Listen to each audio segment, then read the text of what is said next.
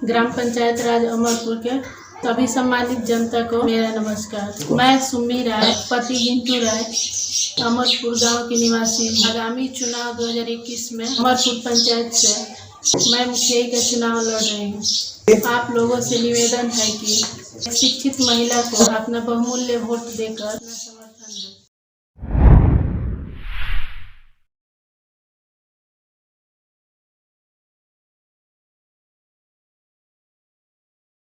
नमस्कार, मैं अनुराग कुमार शर्मा और आप देख रहे हैं डेली लाइव न्यूज। जानकारी के लिए बता दूं कि बिहार की चुनाव जो है वो सरगर्मी पे है और आज हम लोग पहुंचे हैं सिवान जिले के अमरपुर पंचायत में, जहां से सुम्मी राय मुखिया का चुनाव लड़ रहे हैं। उनका प्रतिनिधित्व गिट्टू राय जी कर रहे हैं। तो आइए रूबरू होते हैं गिट्टू राय जी से और जानते हैं कि आगामी चुनावी मुद्दा की क्या मुद्दा लेकर ये 2021 के चुनाव में आने वाले हैं और चुनाव में अपना प्रचार प्रसार कर रहे हैं।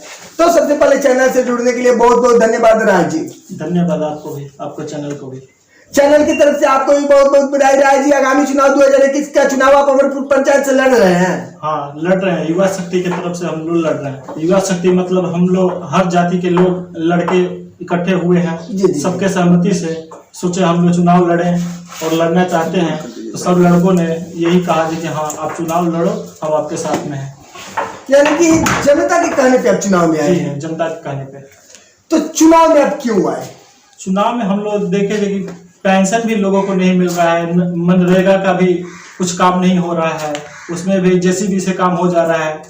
मतलब जनता को कुछ काम भी नहीं मिल रहा है कुछ। तो जेसीबी से काम हो रहा है तो और बढ़िया है, काम बहुत जल्दी हो रहा होगा। फिर लोगों को रोजगार नहीं मिल पाता है ना। तो इस मतलब जेसीबी का कहने का आपका मतलब क्या है कि जेसीबी से काम हो जा रहा है, लोगों को रोजगार नहीं मिल रहा है? मतलब मनरेगा को लोगों से काम मिलना चाहिए। जी। उससे लिए लोगों को मजदूरी भी मिलेगी और यहाँ लोग जेसीबी से काम करवा देते हैं, मजदूरों को अपनी मजदूरी भी नहीं मिलती मनरेगा की तरफ से। जी। तो मुखिया जी, सबसे अहम बात क्या जा रही है कि आगामी चुनाव 2021 में आप पंचायत राज अमरपुर से चुनाव लड़ रहे हैं। तो आपका मेन मुद्दा क्या है? चुनाव लड़ने का मेन आपका पर्पज क्या है? मेन मुद्दा शिक्षा है। जी। शिक्षा, जैसे कोरोना काल में शिक्षा का ग्राफ बहुत नीचे गिर गया है। जी। उसके कारण से हम लोग सोचे कि अगर हम लोग जीत जाएंगे तो रिक्वेस्ट करेंगे टीचर लोग से कि यहाँ पे शिक्षा का विकास में भी सही सहयोग करें और टाइम से उनको पढ़ाया जाए बच्चों को।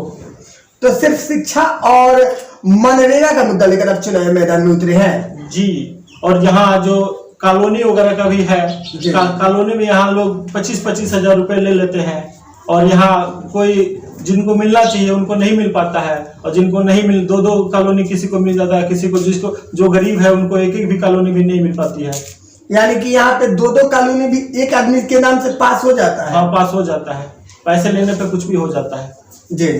तो आप जीतेंगे तो इसके लिए क्या करेंगे? इसके लिए हम ब्लॉक अधिकारी से निवेदन करेंगे कि जो 25 हजार रुपये लग रहा है वो न लगे और जिनको सही जांच करिए और जिनको सही मिलना हो वो मिले। यानी कि गरीबों के हक के लिए गिट्टू राय जी चुनावी मैदान में उतरे हैं कि गरीबों का हक मिले। किसी को 2 कॉलोनी मिलता है, किसी को 3 कॉलोनी मिलता है, किसी को 1 मिलता है, वो भी अमीर तबके के लोगों को, जैसे इनका कहना है। लेकिन जब ये चुनाव जीतेंगे तो गरीब तबके के लोगों को, जिनको आवश्यकता है, जो झोपड़ी में रह रहे हैं, जो पूछ के मकानों में रह रहे हैं, उनको ये मकान मुहैया कराएंगे। इस लाइव के माध्यम से आपको आपकी पंचायत की जनता भी देख रही है, तो जनता को क्या संदेश देना चाहते हैं आगामी चुनाव को लेकर? जनता को यही संदेश दे सकते हैं कि हमारी जनता बहुत अच्छी है और जनता के विश्वास से हम लोग उठे हैं और उठने के बाद सभी ग्राम पंचायत राज अमरपुर के जनता को नमस्कार करता हूँ, प्रणाम करता हूँ। तो क्या जनता आपका समर्थन कर रही है? जी, समर्थन कर रही है।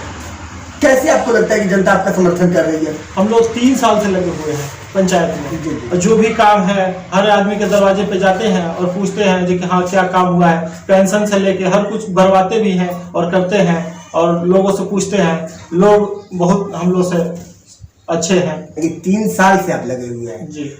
तो 3 साल से मतलब आप 3 बार से चुनाव लड़ रहे हैं या फिर 3 साल से आप जनता की सेवा में लगे हुए हैं? 3 साल से जनता की सेवा में लगे। चुनाव हम पहली बार लड़ रहे हैं। जी। हाँ।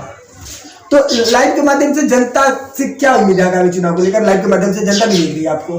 हाँ, जनता से हमें बहुत उम्मीद है और जनता हमको चाहती भी है और आगे जनता के राय से कुछ भी हो सकता है। तो अगर आप मुखिया बन जाते हैं, जनता आपको अगर चाहती है और अगर आप मुखिया बन जाते हैं तो चुनाव जीतने के बाद आप पंचायत में सबसे पहला विकास का कार्य क्या करेंगे? सबसे शिक्षा का काम करेंगे।